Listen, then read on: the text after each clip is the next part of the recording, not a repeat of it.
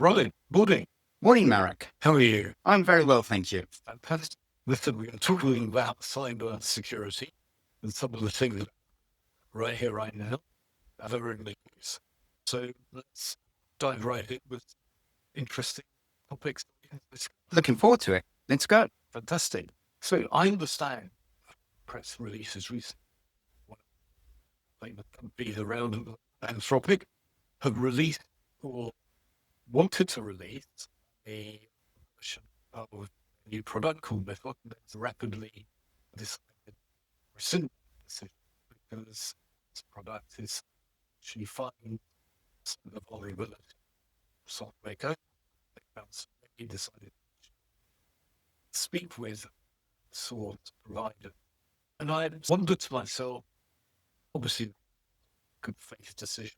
But the first question that came to my mind does that just highlight the poor quality of software product consumers are provided or have been provided?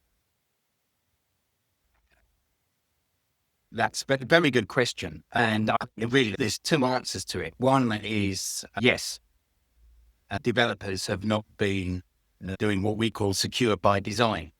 They've been, understandably, in some ways, been more concerned about functionality.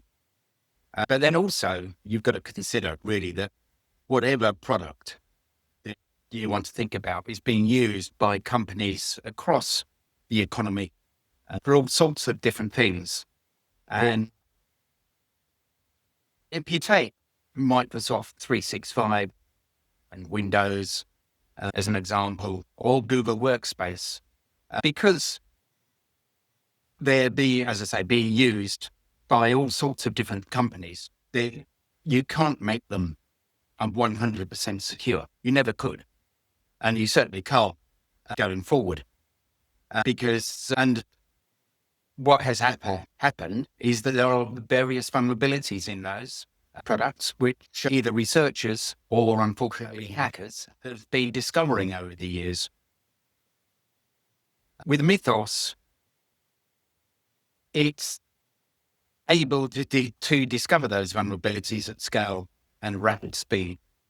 And it has found, I believe, a vulnerability going back 27 years. Which is, number one, remarkable, and secondly, pretty scary. Have they solved cybersecurity? No, I don't think they have, because what's going to happen now is, assuming these products remain in the defender's hands and not the attacker's hands, we're going to be overwhelmed with so much data that our patching is going to take so much longer as we understand what's been found and the risk of that to our organization.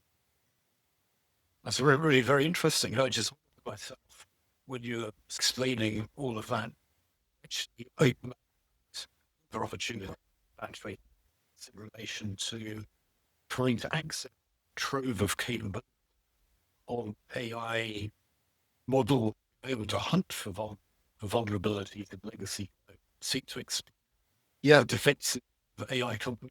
So we've already seen in 2026, probably ignoring AI, that existing AI-powered attacks, existing both IT tools, so managed device tools and cybersecurity tools, have been accessed by the threat actors and then used against the organizations.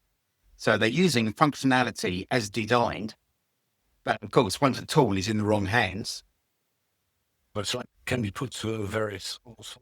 Indeed. And it's only going to be a time. It's only going to be a time until Mythos or ChatGPT's version falls into the wrong hands. Given that all of these things are technology-based, but this is typically our based. What if you were to open up a new company, still your company, the security aspect, but how would you go about making sure really took root in practice? It's got to be a culture where people are not afraid of saying, guys, I've made a mistake. We can't, over the lifetime of my career in cybersecurity, the blame game has been too prevalent, and people have been blamed for clicking on that link and also being afraid to report it. So yes, the culture has got to be, we understand we're human beings, we make mistakes, and we learn from those mistakes. Yeah, it's a question of continuous learning and applying that in practice. Yes. And then from a risk management, it's a question of moving from something that might occur on an annual basis or something, sort of making sure there is this culture. Absolutely. Absolutely. We've got to move to continuous assurance and away from these annual audits of complying with Cyber Essentials or 27001. It's got to be continuous assurance. Point in time audits should have been consigned to history 25 years ago. I know it was sort of the day that was like very what was quite interesting. Simply cybersecurity issues generated through and failure. Is that something you have seen in your career? Even since fall within that sense? Yes, it's people clicking on a link. If we look at some of the big attacks of 2025, it's identities being stolen.